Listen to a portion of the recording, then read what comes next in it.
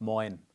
Herzlich willkommen hier auf Johns MOBA, eurem Kanal für Log-Reviews und spannende Themen rund um die Modellbahn. Und wenn du schon immer mal wissen wolltest, ob alte oder neue Märklin-Lokomotiven mehr Zugkraft haben, bist du in dem Video hier richtig.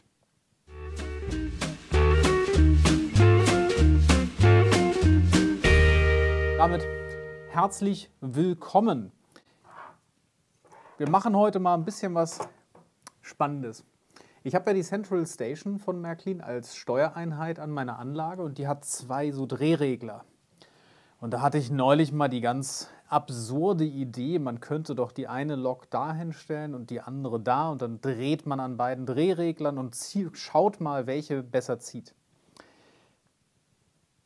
Dann habe ich mir so im nächsten Moment überlegt, ich hänge an meinen Lokomotiven, ich möchte die nicht kaputt machen. Wie kann ich also jetzt relativ einheitlich die Zugkraft ermitteln?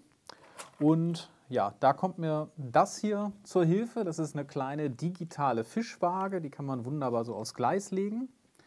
Und die zeigt uns digital dann an, wie viel hier quasi gerade gezogen wird. In Gramm. Und das ist natürlich ideal, um mal wirklich ein Bild zu bekommen, welche Lokomotive zieht am meisten. Ihr werdet gleich in dem Setup auf der Anlage sehen, dass ich diesen Wagen immer noch dazwischen habe. Hintergrund ist ganz einfach, dass ich einen einheitlichen Aufbau für jede Lokomotive haben möchte. Das heißt, wir haben hier die Waage, wir haben den Wagen und dann haben wir hier vorne die Lokomotive davor, sodass jede Lokomotive ganz normal an der Kupplung gemessen wird, wie sie es auch mit einem Zug machen würde und jetzt nicht durch die Höhe oder irgendwie den Haken hier oder sowas das Ganze verfälscht wird. Wir haben heute 3 Kandidaten dabei, und zwar als Vertreter der alten Märklin-Generation eine 6-achsige schwere Diesellokomotive, Artikelnummer 3067 war das damals, angetrieben auf 3 Achsen mit dem alten Märklin-Motor. Wir haben dann als direkten Konkurrent und teuerstes Modell heute auf dem Platz die aktuellste Version der MY von Märklin, angetrieben auf 6 Achsen, also alle Achsen angetrieben, ein Motor mit Schwungmassen in der Mitte.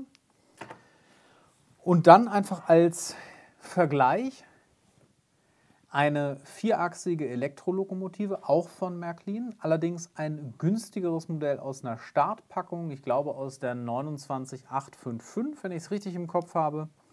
Aber im Endeffekt ist es eine Elektrolokomotive, 4-achsig, angetrieben auf allen 4 Achsen, nur eben eine günstigere Variante. Warum diese 3? Die wiegen alle ungefähr gleich viel. Werdet ihr gleich auch noch mal sehen, wir messen die. Die wiegen alle um die 500 Gramm, plus minus. Das heißt also, das Gewicht dürfte hier nur eine untergeordnete Rolle tatsächlich spielen, sondern es kommt dann wirklich auf die Antriebsart drauf an, wie gut schaffen die Lokomotiven das, ihre Antriebspower auf das Gleis zu bringen. Ja, was ist euer Tipp? Wer ist der Gewinner hier? Wer hat am meisten Zugleistung? Wer hat am wenigsten Zugleistung? Schreibt das auf jeden Fall mal jetzt hier unten rein. Holt euch einen Kaffee und ich nehme euch mit hier zu meinem Test-Setup und wir schauen uns mal an, was die Lokomotiven denn hier so wegziehen.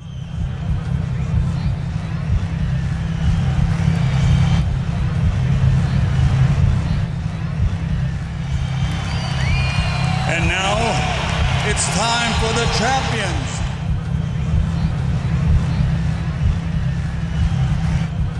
Mit einem Gewicht von 541 Gramm, definitiv kein Leichtgewicht, die DSB MY 1147, eine Lokomotive vom Grundaufbau her aus den 70er Jahren das Modell.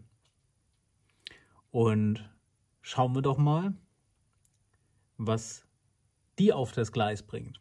Angetrieben wird sie auf 3 Achsen von 6 und jetzt starten wir mal unseren Test und geben mal wieder Vollgas.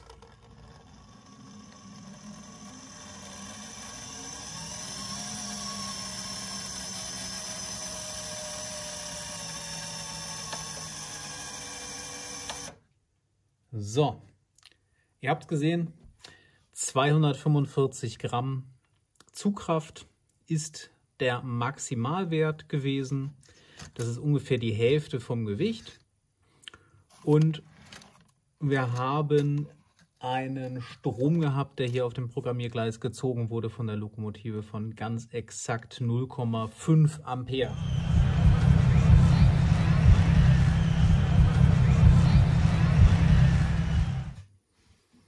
Nächster Kandidat, eine vierachsige Elektrolokomotive, hier Nachbildung der Baureihe 146.2 mit einem Kampfgewicht von 501 Gramm geht sie ins Rennen, ist angetrieben auf allen 4 Achsen, hat einen Motor mit Schwungmasse in der Mitte, der über Kardanwellen alle 4 Achsen antreibt. Und jetzt schauen wir doch mal, was diese Lokomotive hier auf die Waage bringt.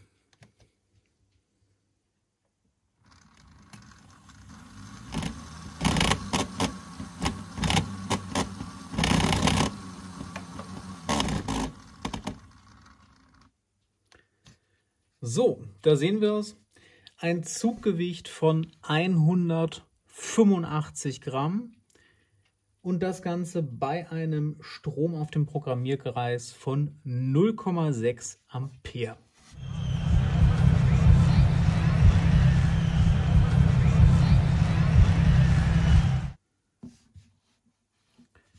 Mit einem Gewicht von 556 Gramm ist die DSB MY 1110 aus dem Jahr 2019 von Märklin hier definitiv kein Leichtgewicht. Angetrieben auf allen 6 Achsen, Mittelmotor mit 2 Schwungmassen und dann entsprechend die Kardanwellen plus das doch relativ hohe Gewicht. Lassen wir uns mal überraschen, was die Lokomotive hier gleich auf das Gleis bringt. Starten wir unseren Test.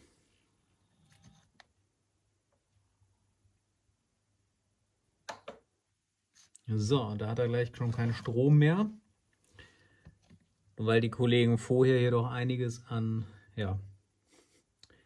Gummi wahrscheinlich auf dem Gleis hinterlassen haben. Geben wir ihm eine zweite Chance.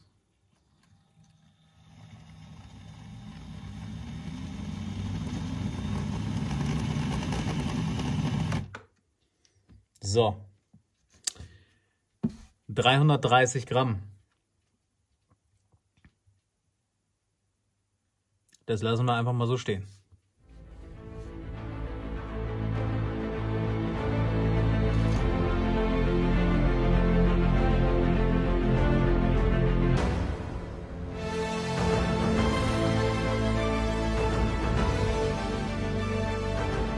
Und?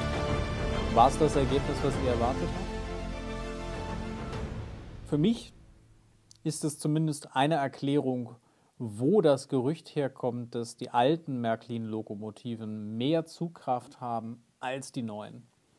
Was wir ganz eindeutig feststellen konnten, dass die teuerste Lokomotive im Test hier gerade, die 39677 war das, die MY für ungefähr 330 €, die mit Abstand meiste Zugkraft hier entwickeln konnte tatsächlich. Also 330 Gramm, das ist wirklich nochmal ein richtiger Abstand gewesen.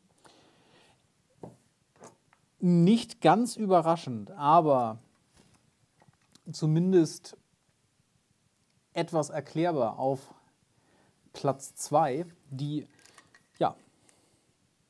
brutale alte Technik, laut, kräftig, wenig zurückhaltend, ziemlich hohes Gewicht.